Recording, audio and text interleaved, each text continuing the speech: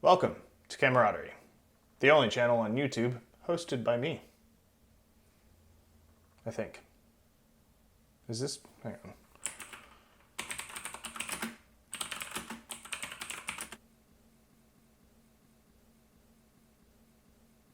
Yeah, looks like. Today's episode is sponsored by that feeling that you get when you've forgotten something, but you can't remember what it is that you've forgotten.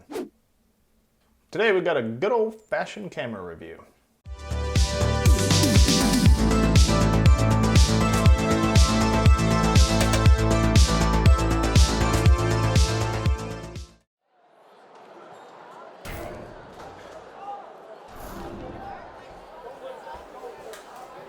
Welcome and good evening. Ladies and gentlemen, if you will, please find your seats for tonight's event is about to begin. Weighing in at 465 grams, in the green corner is the latest newcomer to attempt to make its way through the ranks here at the Camaraderie Academy. Give it up for the Vivitar 35ES. Hailing from Japan, this feisty little finder of the range variety packs a punch!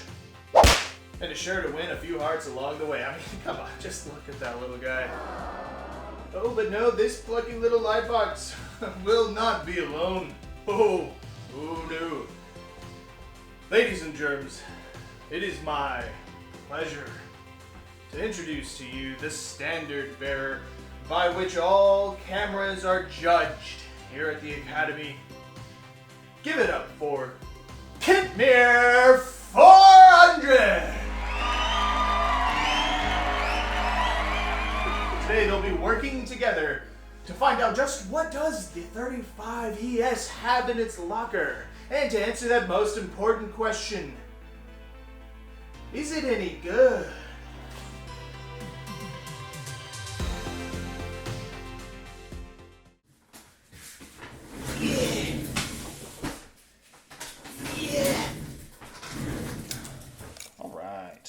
Now, Vivitar is not the most glamorous of brands. In fact, most people probably see them as just a provider of cheap alternatives for everything from tripods to lenses. And apparently, hair removal tools. But back in the day, occasionally, they put out a banger like the 35ES. Kind of sounds like I'm saying the 35ES, which, I mean, yes, it does shoot 35mm film. So let me back up a little bit. For a time, Vivitar was in the brand of rebadging.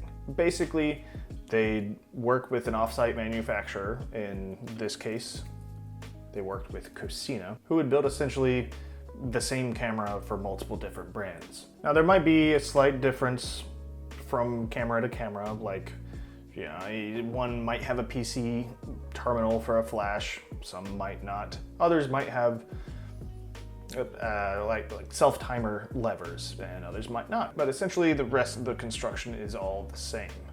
For all intents and purposes, they may as well be the same camera, just with different names. So how does the 35ES fit into all of this? The 35ES is actually the same camera as the Review 400 SE, the Konica Auto S3, and the Minolta Himatic 7S2. That last one in particular is pretty noteworthy because the Himatic line was actually taken into space by John Glenn in 1962, way before Hasselblad ever made it to the moon. So Hasselblad can suck it, is basically what I'm saying. What I'm getting at is that the 35ES is not your average bargain bin schlock that Vivitar has kind of become synonymous with. Let me reel off some specs for you, and then we'll take it out for a spin and see how it shoots. It employs a 6-element 40mm lens with a maximum aperture of 1.7 and a leaf shutter that has speeds from 1/8 of a second all the way up to a 500th of a second. It can handle ISOs anywhere from 25 to 800 and operates with shutter priority. So you pick what shutter speed that you want, and then it'll adjust your aperture to give what it sees as a correct exposure. As a rangefinder, you won't be seeing exactly what you're shooting, but it does have some pretty nice looking parallax lines to give you a good indication of what you're actually gonna have in the frame. I'll be testing that in particular to see how accurate it is. For focusing, on the lens there's a stupid smooth little lever, and it focuses from 3 feet or 0.9 meters to infinity. It does need a little LR44 battery for full operation, though it can work without one. You'll just be severely limited in your aperture selection, and by that I mean it'll lock it at just f/16, so you better hope you have a lot of light. There's no PC terminal for flash connection, but it does have a GN ring on the lens that you can set, which allows for flash sync across any shutter speed, which I think is pretty neat. And of course you got your little hot shoe mount right there, rangefinder window, viewfinder window. And here's your little CDS cell based light meter for all your metering needs. Otherwise, that's about it for this camera. So yeah, let's load her up and see how it goes. All right, here we are at my favorite parking deck. And yeah, we got some, it's a nice clear sunny day.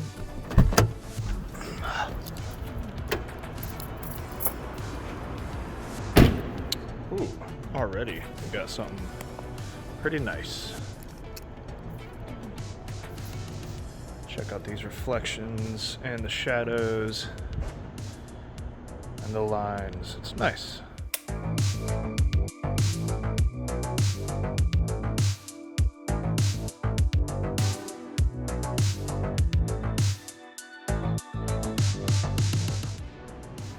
I've actually gotten in trouble for taking pictures of this building before, but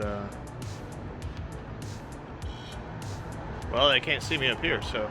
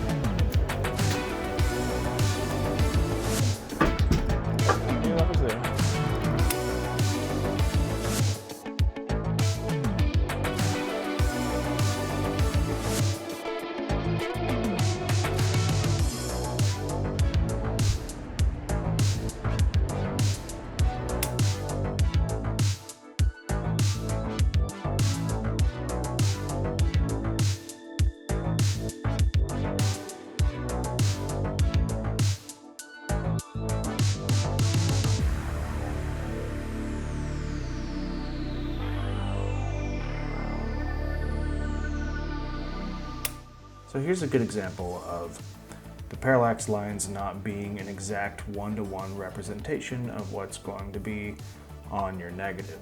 The little black triangle at the bottom left, I think that was like a building or something, but that was outside of the parallax lines. And also there wasn't nearly as much of the light pole. And you know, from there you can kind of surmise there wasn't as much up top or around the sides. It's basically what's on the negative is just a little bit more than what you see through the viewfinder. So, I mean, that can be kind of good. You know, it gives you room to crop after the fact, but for me, I like to know exactly what I'm shooting and just get everything right in camera.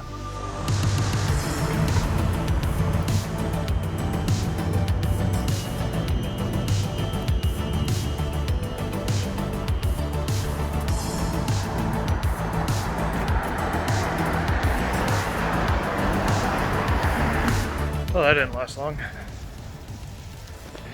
Why does it always seem like right after I run out of film I see some cool stuff? So, Vivitar 35ES. There's a lot of things I really like about shooting with this. It's obviously really small and portable and unobtrusive and just, I mean, listen to this shutter. Like, you can't even tell, it's not all clankety clackety, mirrors slapping everywhere, which admittedly I do enjoy the sound, but it is nice to have something that's kind of unassuming and doesn't make a big deal about itself being a camera. It is a little bit limited in its ISO range since it can only go up to 800. Now, I don't really shoot anything with an ISO that high, except for that time where I pushed Kentmere 400 4 stops to an ISO of 6400, which yeah, it was an interesting experience, and I'll link that video at the end, so stick around. And it also does only go up to a shutter speed of 1/500th of a second. That I have a bigger problem with, just because, you know, I like to go shoot in direct sunlight sometimes for some reason, just to get cool, crazy shadows and whatnot. And, you know, sometimes you need an extra stop or two in your shutter speed to not get a totally blown out image. It's not a deal breaker for me, but it is nice to have that extra little bit of less light. A couple other small issues that aren't like, you know, I'll never shoot with this camera again. It does need a battery in order to like fully function, which maybe I've just gotten spoiled to my Nikon F2, but these batteries are super cheap and you can find them at like whatever drugstore or grocery store or battery store is near you, and they're pretty cheap. So that's not really that big of an issue, but it is something to keep in mind. Obviously, you wouldn't want to be out on a shoot and your battery dies and you don't happen to have an extra one handy. Maybe you're going on a hike or something and there's not a Walgreens right there. So it's something to keep in mind. Also, this is just for something that kind of irks me, is that the negatives are not always evenly spaced. I guess it's something to do with the film advance lever not quite being exactly accurate every single time.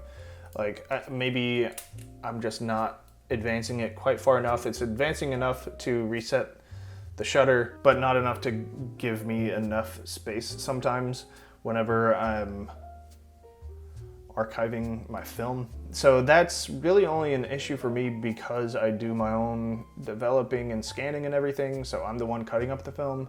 So that's just a little bother to me, but if you're not doing that, you're not gonna really have to worry about it. This was like my first real daily driver. Like, I was shooting with this all the time, and I always meant to review it back when I first started the channel, and you know, saw it looking pretty cute in the corner over there. Actually, it was away in storage. But I thought about it and I was like, you know what, let me give this a spin again, and just, you know, because sometimes, as much as I do love the Nikon F2, it is pretty bulky and heavy, and you know, sometimes I don't want that. This is a nice, just like stick it in your pocket or keep it around your wrist kind of camera. And you know, sometimes I don't want to have to worry about, I don't know, it just feels a little bit more take it wherever you want kind of camera, which, I mean, hey, Henri Cartier-Bresson loved his Leica rangefinder, and while I wouldn't say this is a Leica, I see what he was saying. Just because it is small and unobtrusive, and you know, it's it's nice. It's a nice little thing to have around. Like, if parties were still a thing, I would probably take this to a party. Either this or the, like, I don't know, VR35 that I have. It feels a little bit more of just like a sketchbook than the Nikon F2 does. Like the Nikon F2, it's like you're making a drawing or a piece of art, you know, it's big, it's heavy, it's got substance to it. And this just kind of feels like like a little diary or journal, or like I said before, a sketchbook, just for getting quick ideas or quick little glances here and there. I'm probably gonna be shooting with this a lot more, just because I don't really have another reliable rangefinder. So, I mean, I do, but it's just like the only other rangefinder I really have is like the Argus C3 and C4, and they're old and more like, they work, but they're more like conversation pieces rather than just like a quick little run and gun little camera like this. I've read some places online that people have issues with like the original light seals being trash, which I can totally see how that would happen, but mine seems to be fine. I don't know if it was replaced before I got it, but yeah, if you see one of these out in the wild, then I would absolutely recommend picking it up if this is something that you're in the market for. That's pretty much it for this video. Thank you for watching, and you'll see me on the other side of this lens at some other point in the future. Bye.